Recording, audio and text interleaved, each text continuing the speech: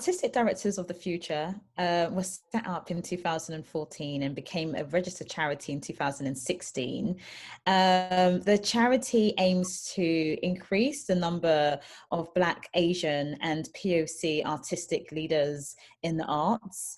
And that's across the board, the spectrum of artistic leadership. So that includes boards, as well as senior executives in arts organizations. The reason why I founded it was really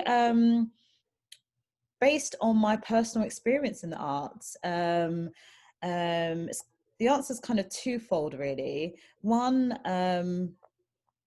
I was headhunted by Kwame Kwei-Armah to set up the Black Play Archive at the National Theatre. So I troubleshot and managed that project and discovered that there were not only over 400 plays that had been produced in Britain, but also all of the theatre companies that had existed, and wondered, okay, what happened to those artistic leaders from various different cultural backgrounds? And then being in the industry, working as a manager as well as an artist, as a director, I was also just encountering the lack of diversity in sort of the head offices, so to speak, and which really led the question of where is everybody? Why are we not getting these roles? And who are the key stakeholders and who are the key gatekeepers of the industry, and how that has a ripple effect in terms of what gets programmed, who gets appointed, and who is constantly overlooked. So really, I wanted to do something about that and also address this myth that people would constantly say that people from our many cultural backgrounds just simply weren't interested in leadership positions, and I knew that wasn't true.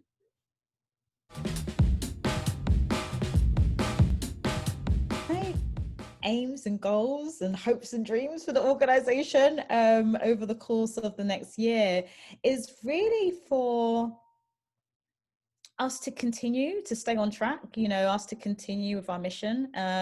We've been really successful, so it's about continuing that legacy and that track record of always putting our members first, and providing them with the necessary tools that they need to achieve their aspirations of being leaders within, whether it's within existing buildings or companies, or whether it's about setting up their own companies. So it's really about how we can also sort of share our networks even more and encourage people to do the same, really, so that we end up helping each other. It's not just a duty or responsibility of one individual or just of Artistic Directors of the Future. In fact, it's about getting our partners to be more active. It's about getting our members to be more active and more transparent, and becoming advocates for each other as well as for themselves. And also, I'm really excited about how we share power and how we can really sort of recognize our agency within Artistic Directors of the Future, so that our members come into our own organization in order to realize their ambitions of becoming leaders. So really sort of looking at our own succession, as well as the succession of other arts organizations, and seeing how we can share power, how we can give genuine power and agency to our members, so that they're able to gain hands-on experience within Artistic Directors of the Future. So, I'm really just excited. I mean, I think that we've done a lot of looking internally within our own organization and seeing how we can change the structure of our organization so that we are supporting our staff as well differently. So we have in-house training now, which we didn't have before. And that's something that I hope we'll continue to do over sort of throughout sort of next year and the years to come.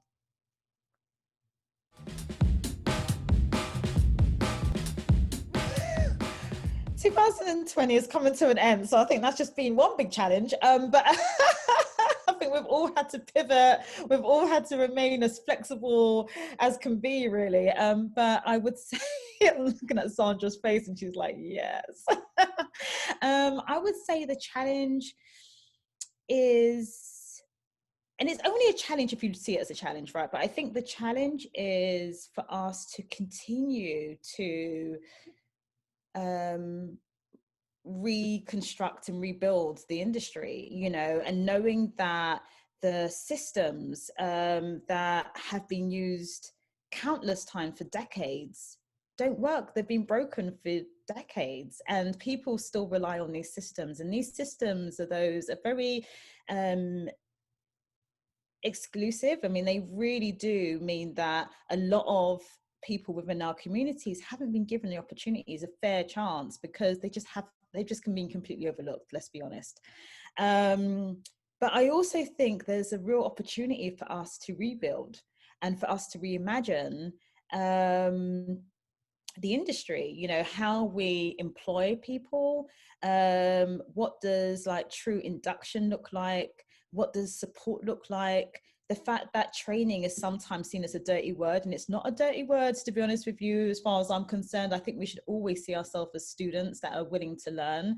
And I think that in terms of equitable rates, I think let's talk about equitable rates. Let's ensure that there is a set rate that's a livable wage, and that we're not expecting, especially people of color, to constantly work for free when it comes to providing any organization with any form of consultation. And I also think that it's also about organizations not just employing who they know, but also finding out who they don't know and getting to know them and engaging with the community in a much more intimate way. You know, I think that it's about recognizing that, you know, the industry needed a shake-up, and 2020, like I said, has been a challenging year, but it has given the industry a complete shake-up, to be honest with you. It's a restart button. It's a way for us to examine what hasn't worked, what hasn't been working, and for us to start to correct those wrongs. So I think that it's not just about, you know, no longer are people going to accept crumbs. And I think that's a beautiful thing. I mean, we've been accepting crumbs for far too long. And some of us, me included, ADF included, everyone as ADF, has been fighting those systems and been challenging those systems since we started, even before we started, to be honest with you, off our own, you know, backs, with very little support. So no, as an organization, you can't just put a statement up saying Black Lives Matter. That's not acceptable. And you have to do more. You have to put your investment in change. You have to put your time and energy into change. And actually, you need to change yourself, and you have to change your own mentality in terms of how you look at various different groups of individuals, and also who you see in terms of running your building, who you see in terms of being the chair of your board. It's really about shifting mindsets. And I think that that's going to be very challenging for some people, because they might have to move out the way. They will have to move out the way. And I think that our challenge at ADF is for us to ensure that we support the new generation that are going into these buildings, into these companies, or setting up their own companies, and ensuring that they have somewhere that they can go, that they feel respected, valued, and nurtured. Because we also have to ensure that organizations are also not only looking at diversity in terms of who they bring into the organizations, but how those individuals are supported once they're there.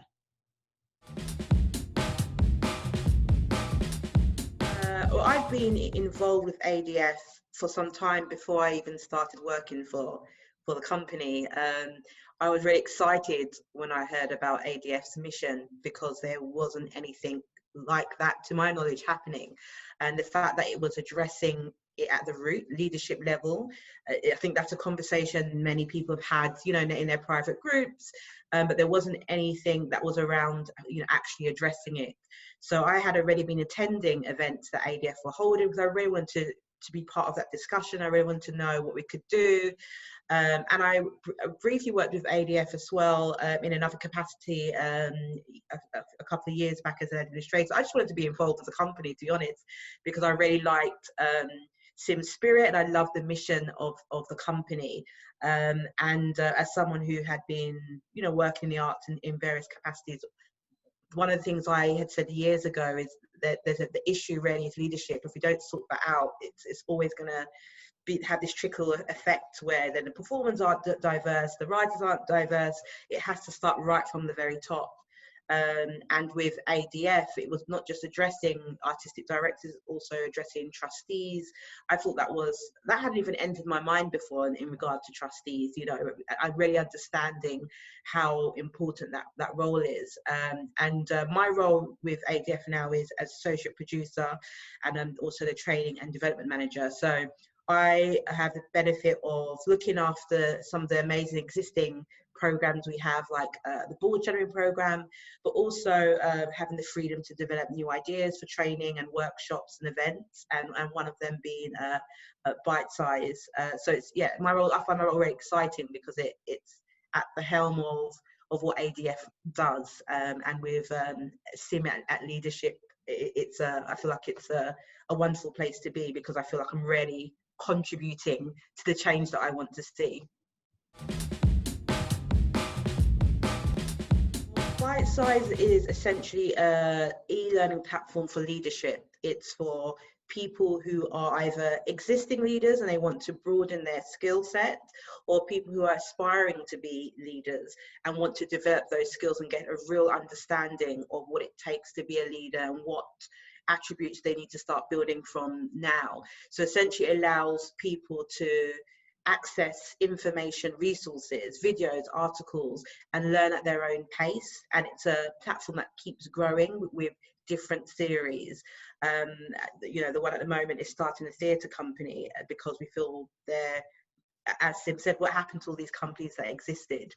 So it's really something that encourages people to become a leader, because there wasn't anything around within the arts that encourage people to become a leader. And this is specifically a platform for people who may be considering it, or know they want to be it, or they are and they need that support. So I describe it as a leadership, e-learning leadership platform. Anyone working within the arts and creative sectors, people, specifically people of colour, we are trying to improve the representation of people of colour in these leadership positions. So whether they're working in the dance sector, music, theatre, museums, it's anyone who really wants to enhance their skills. It doesn't matter whether you're a student, it doesn't matter if you're just emerging into the arts, or if you're someone who's been working in the arts for years. You might be someone who's recently been appointed into a leadership position and almost sort of being thrown into it without support. This is something to actually give you something tangible that you can go, okay, how do I make myself a really strong leader? What skills do I need to start using now? Where do I sit right now within my leadership career? So it's from emerging right through to established, because the different series are catered for different audiences within the leadership art sector. Although it's called Bitesize, it's quite comprehensive. We have videos for marketing a theatre company, business planning, even down to legal structures. Those videos go into specific detail to help someone actually go away and start acting on what they want to do, and also articles that support that. The idea of it is that it takes people through a journey. So we start right from the beginning of branding your organisation, understanding how to shape it.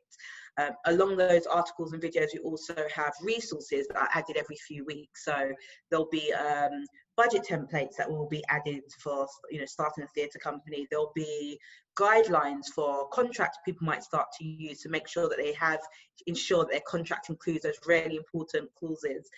So it's essentially meant to, the starting a theatre company Bitesize is to help someone actually go from beginning to launch date, that they actually know what they're following. They're not shooting in the dark. They actually have a guide from step to step. and broken down in a manageable way that anyone can understand. So I think although we call it bite size, each section is quite comprehensive. It's not just a broad stroke of these are the legal structures you could have. It's actually explaining what those legal structures are and what that means, what the responsibility is, so that people can go away feeling they have a much deeper understanding of what it means to run a company. Honestly say that Sandra and I, when we were speaking about bite size, and I don't know if you said this, Sandra, but maybe it was both of us, to be honest with you.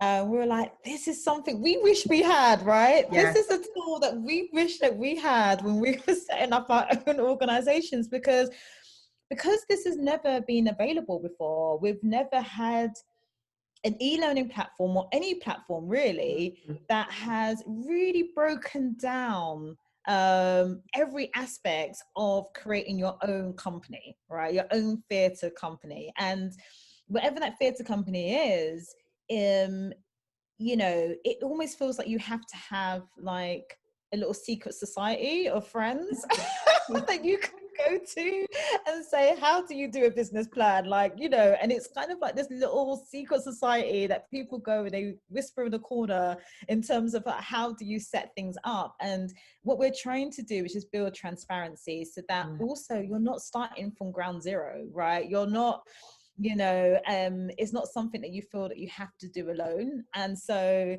definitely, I mean, you know, Sandra and I, we will laugh about this because we're like, man, like, yeah, I know we always say this. It's like we wish we had this when we were, you know, coming up younger, and I think that's what makes it exciting and enjoyable, is actually we're looking at what do we wish we had when we it makes it so much easier, because like Sim said, there aren't courses on starting a theatre company. You could do a course on producing. That's very different from actually creating that company from the ground up to be ready to start producing. Those are two different things, and we're talking about leadership, not just sort of putting on a show, but actually the whole width of running a company. And that's what's been really exciting. And Sim and I feel like we're very similar. We're always bouncing ideas. I feel like we have sometimes the same brain. We come up with the same things at the same time. And I'm sure Sim has probably mentioned this bite size before, because we're always bouncing ideas around, so it was bound to happen. And we really want to encourage more people. We want to encourage more leaders, not to just be waiting for a leadership position to open up. You know, that could be years away. We don't know when, you know, those roles will open up, but actually to have that experience and build something exciting themselves. And if they later on decide to, you know, run a building, they've really got that experience. Or they might decide, actually, my company, I love my company, I'm going to keep that going. But I think previously what it's been is, you know, people waiting for these roles to come up, and then they're not even been 100% sure if they're ready for it, because they haven't had the opportunity to build their way up these ladders, because it hasn't been presented for them. And so what we really want to do is be able to empower people to become those leaders and run an exciting company, and decide whether they want to keep that going, or move on to buildings if they want to, but so they're not actually having to just wait for someone to say yes, but they can actually do it themselves. And just to say, the reason why Sandra is so brilliant at this is because Sandra has set up her own companies, plural. She has set up her own companies. She's got a production company. She has a theatre company. She set up her own agency. It was one of the very few Black agencies that exist in the UK. So in terms of Sandra's wealth of experience in you know, her entrepreneurial mind, you know what I mean? It's been amazing just to see how she's developed the bite size. To be honest with you, it's blown my mind, and we haven't seen any, it's not finished yet, you know, we've only just gotten started. So I know Sandra's got a lot of things up her sleeve in terms of where the bite size will go, you know, how it will be developed and who will be a part of it. So Sandra is definitely the best person to create bite size.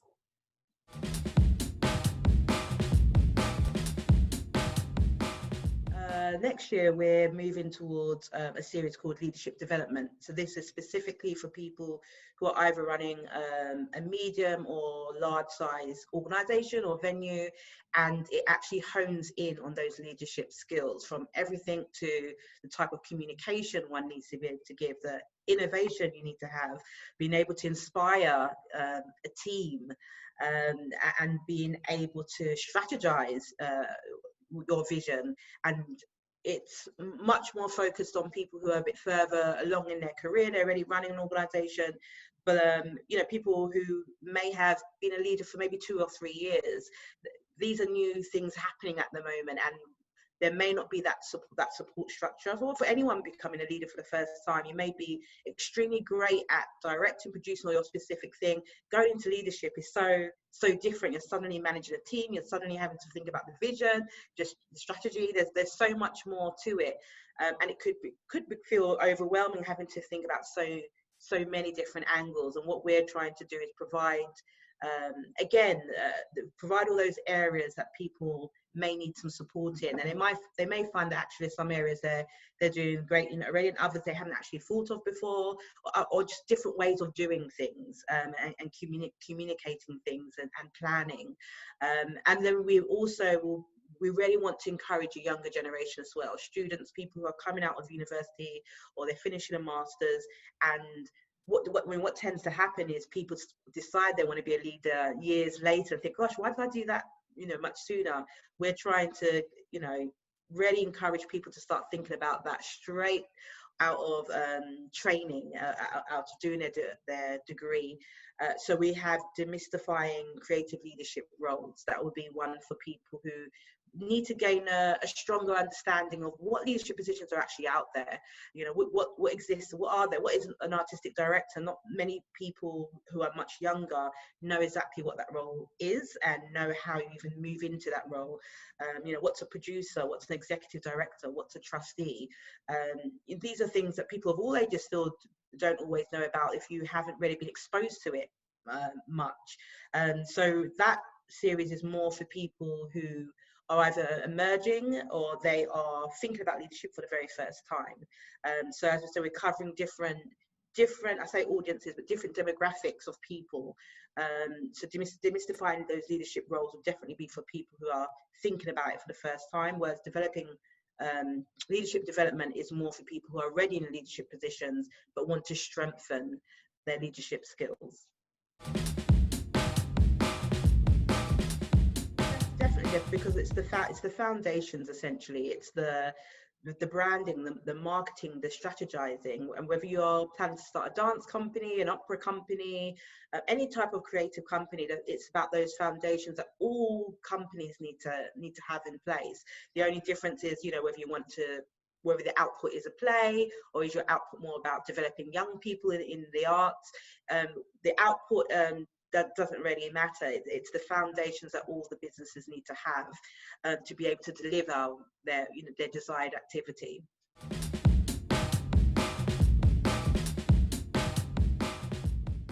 You need to become an ADF member if you're not already. Bitesize is actually free for anyone who's on our paid membership subscription. So you simply need to log in with your username and you're in. You can access all the resources, all the videos, all the articles, and it's there ongoing. It's not taken away. It's always just going to keep growing. So once you become a member, you'll always have access to it.